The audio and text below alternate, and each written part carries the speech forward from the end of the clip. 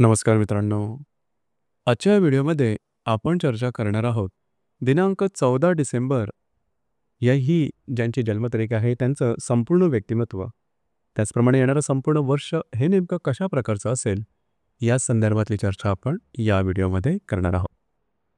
सर्वात पहिल्यांदा ज्यांची जन्मतारीख 14 डिसेंबरची आहे त्या सर्वांना जन्मदिनाच्या मनापासून शुभेच्छा. येणारं संपूर्ण वर्ष हे तुमच्या सर्व इच्छा आकांक्षा पूर्तीचं ठरो हीच आमची सदिच्छा.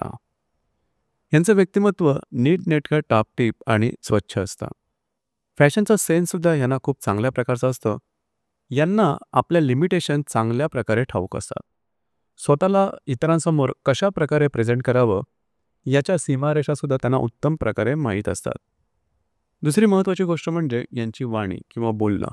नेमकं बोलणं, मुद्द्याला धरून बोलणं, मुद्देसूद बोलणं, आपला मुद्दा समोरच्याला पटवून देणं याचे हातोटी यांच्यामध्ये खूप चांगले असते. भाषेवर प्रभुत्व सुद्धा अतिशय उत्तम असतं. चिकित्सक चौकस स्वभाव असल्याकारणामुळे बोलताना नेमकं बोलणं आणि दुसऱ्याला पटेल असं बोलणं हा भाग यांच्यामध्ये अगदी बालपणापासूनच दिसून येतो. विडंबनात्मक बोलणंसुद्धा थोडं यांच्या वाणीमध्ये दिसतं.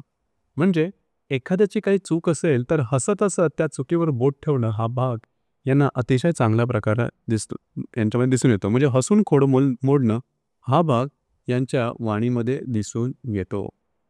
याचप्रमाणे यांची बुद्धी अतिशय चांगली असते. त्यामुळे शाळा कॉलेजमधलं शिक्षण सहजपणे पूर्ण करतात. मुळातच यांचा स्वभाव थोडासा सिक्रेटिव्ह असतो. मनातल्या सर्व गोष्टी सांगतील याचा नेम नाही.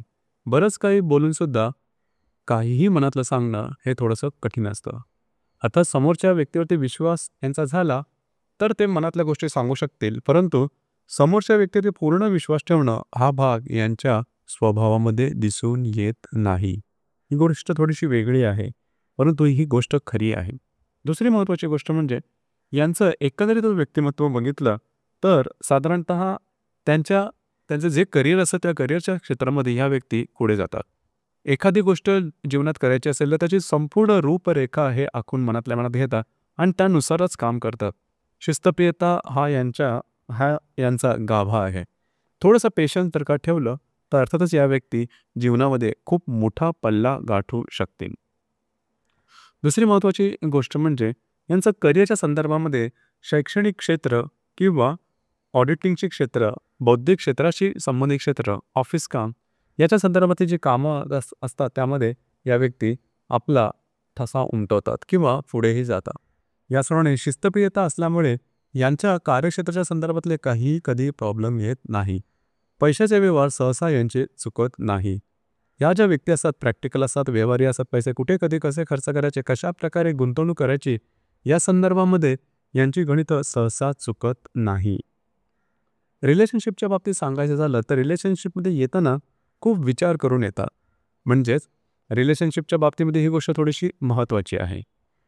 रिलेशनशिपमध्ये येताना एकदा ते रिलेशनशिपमध्ये आले की यांचे स्वतःचे असे काही नियम अटी असतात आणि त्या नियम अटीवरच ते रिलेशन चालतात.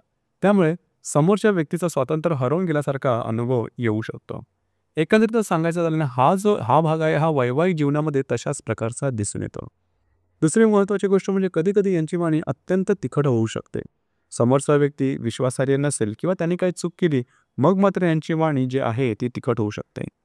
आरोग्याच्या संदर्भामध्ये खास करून न्यूरोलॉजिकल डिसऑर्डर्स, मेंदू संस्थेशी संबंधित आजार किंवा नमनेस येणं, हातापायाला मुंग्या येणं, डोकं दुखणं, स्किन ॲलर्जी अशा प्रकारचे त्रास यांच्या बाबतीत होण्याची शक्यता बऱ्याच प्रमाणात आहे.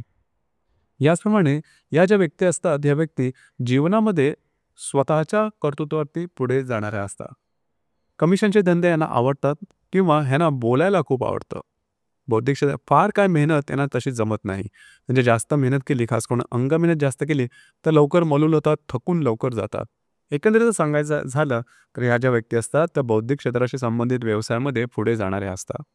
याचप्रमाणे येणारं जे संपूर्ण वर्ष खास करून एप्रिल 2025 पर्यंत जो कालावधी आहे त्यामध्ये विवाह ठरणं, प्रत्यक्ष विवाह होणं, एंगेजमेंट होणं अशा प्रकारचे काही चांगले अनुभव होतील. काही चांगले आर्थिक लाभसुद्धा मिळू शकतील. अशी कामं जी होत नाहीत ज्यामध्ये बऱ्याच प्रमाणात पेंडिंग राहतात, ती कामं उशीर होतात, अशा प्रकारची कामं तुम्ही या दरम्यान हाती घेऊ शकता. ती पूर्ण होण्याची संभावना बऱ्याच प्रमाणात राहील. तर मित्रांनो, हे होतं 14 डिसेंबर ज्यांची जन्मतारीख आहे, त्यांचं संपूर्ण व्यक्तिमत्व त्याचप्रमाणे येणारं संपूर्ण वर्ष हे नेमकं कशा प्रकारचं असेल या संदर्भातले विचार. धन्यवाद.